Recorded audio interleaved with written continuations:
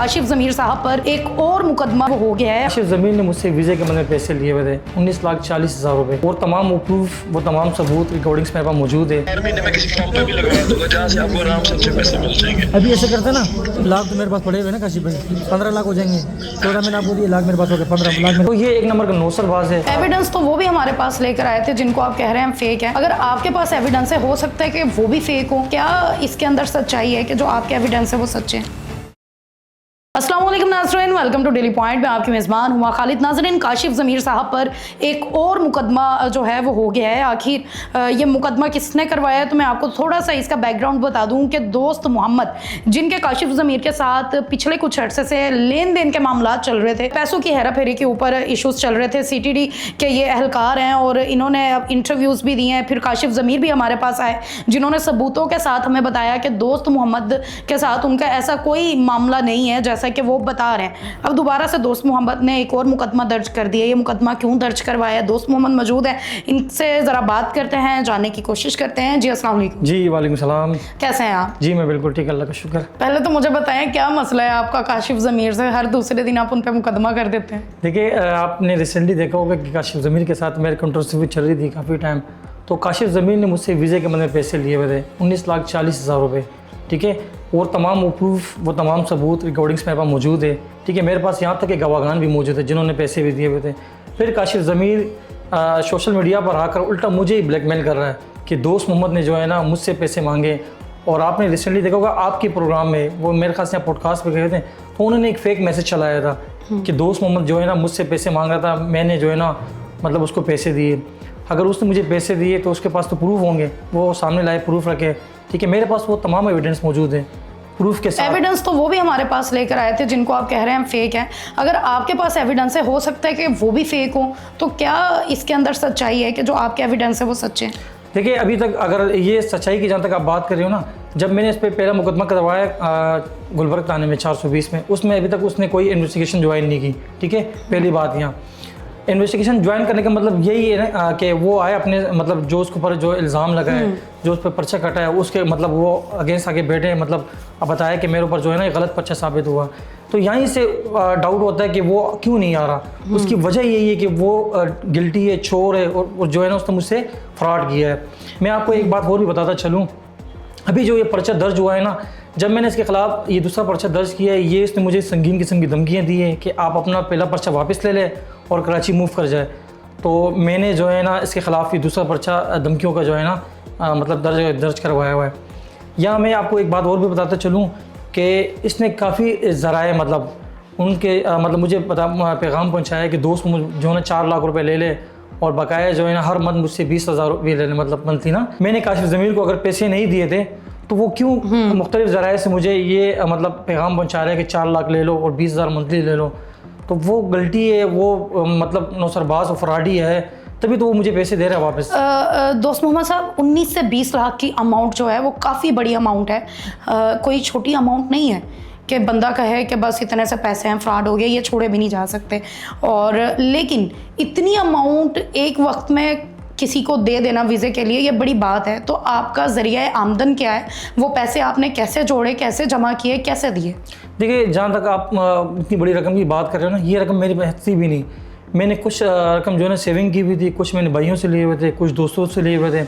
अब काशिफ ज़मीर ने मुझसे एक बात यहाँ तय की हुई थी कि आपने टोटल मुझे 19,40,000 रुपये देने, जिसमें उसने मुझे कहा कि आफ्टर वीज़ा पहले मुझे आपने 9 लाख देने, उसके बाद आफ्टर वीज़ा आपने मुझे 10,40,000 देने, ठीक है। मैंने 9,40,000 रुपये उसको कैश दे दिए लाहौर में आके यहाँ।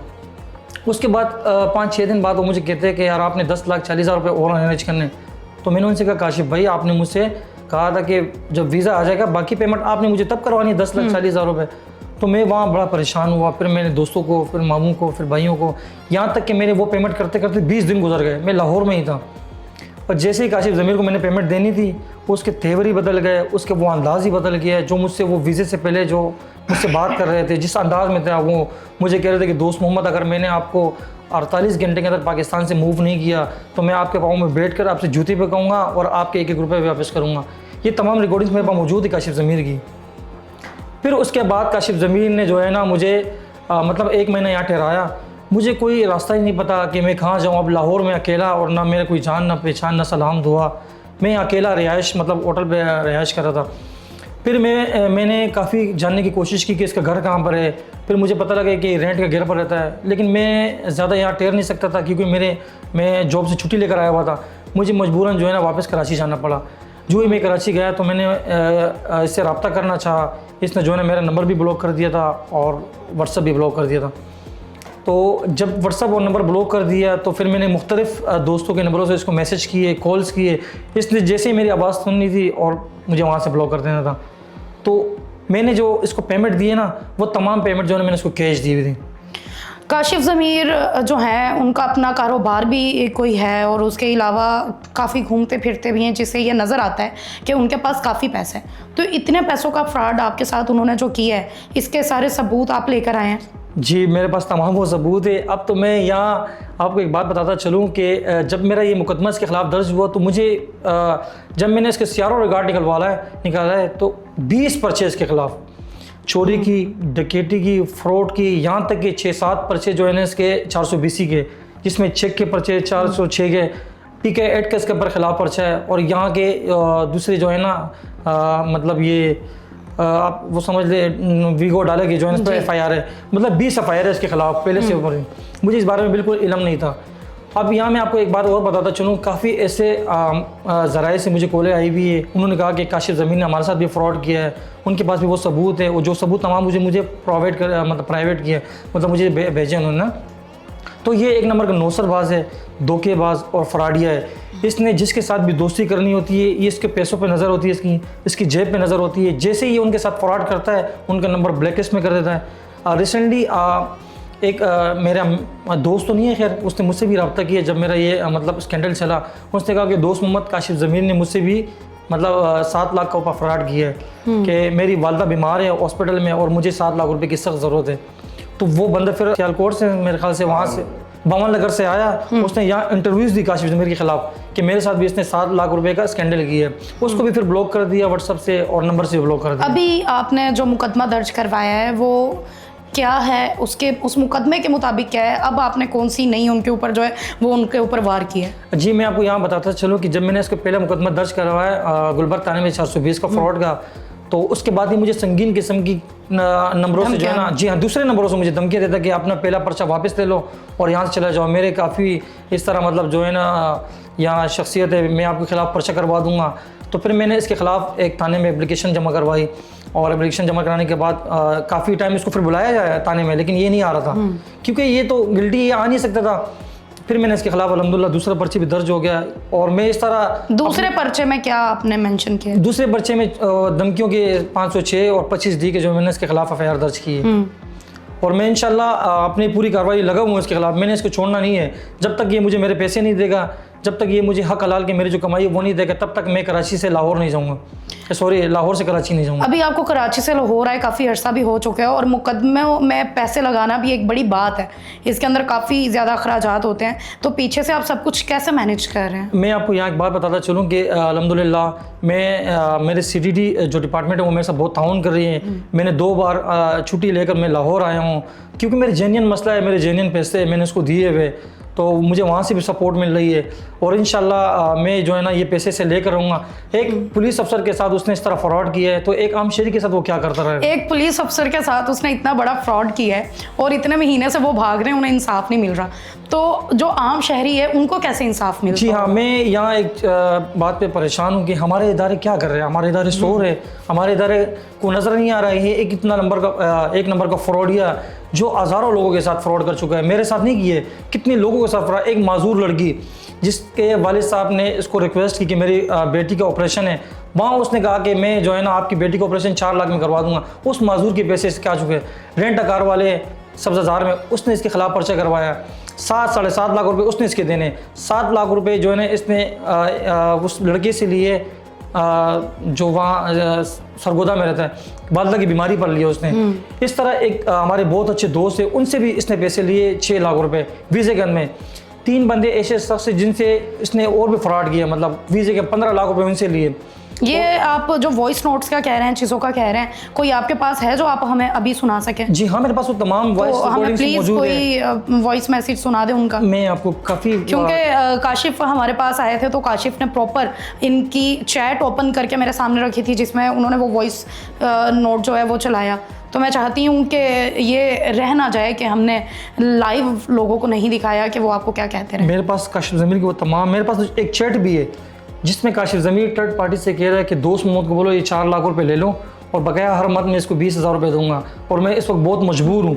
ये चैट भी आप लाजमी अपने प्रोग्राम में चलाइए। जी आप ज़रूर, ये उसमें ज़रूर काशिफ ज़मीर का नंबर ऊपर मेंशन भी हो रहा है, डीपी भी शो हो रही है।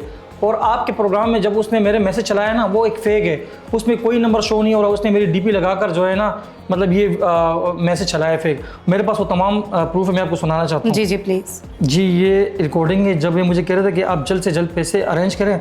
मैंने 48 घंटे के अंदर अगर आपको पाकिस्तान से मूव नहीं किया तो मैं आपके पाँव में बैठ कर आपसे जूते बकाऊंगा और आपका 1-1 रुपया बेच करूँगा।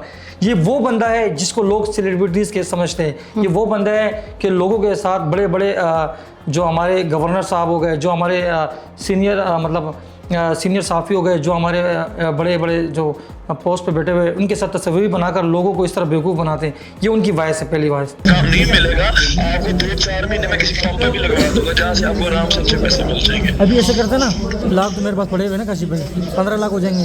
14 मैंने आपको दिए, लाख मेरे पास हो गए, 15 लाख मेरे पास पड़े, 15 हो गए। हाँ, पीछे 4-40 रह गया। 3 की कोशिश और करता हूँ, 3 दोगी ना, जितने भी मिल गए ना, अभी 3 दोगी और कोशिश करता हूँ। यार मेरी जान के टूटे आप नहीं, फिर उसने आगे पूरे ही देने हैं मुझे। मैं आपसे चित्तर भी गाऊंगा और आपके 1-1 रुपये वापस करूंगा। ये काशिफ ज़मीर की वॉइस है। अच्छा, अब इसमें कौन सच है, कितना इसके अंदर सच्चाई है?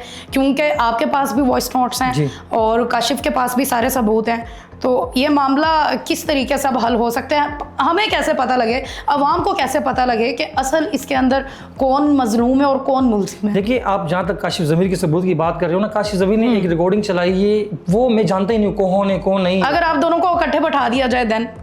मैं आपके प्लेटफॉर्म पे ये बात, मैं पिछले भी 2 पॉडकास्ट में ये बात कह चुका हूँ कि काशिफ ज़मीर आए मेरे सामने बैठ जाए और मैं, अगर उसने साबित कर दिया है कि मैंने दोस्त मोहम्मद से कोई पैसा नहीं लिया, मैं आपके प्रोग्राम में जो है ना कहता हूँ मैंने उसको पैसे माफ़ कर देने, मैंने यहाँ पर काशिफ ज़मीर से माफ़ी मांग कर चले जाना और मैं आपको इंशाल्लाह प्रूफ करके दिखाऊंगा कि काशिफ ज़मीर ने मुझसे फ्रॉड किया है और फ्रॉड की ज़मीन में से 19,40,000 रुपये लिए हुए।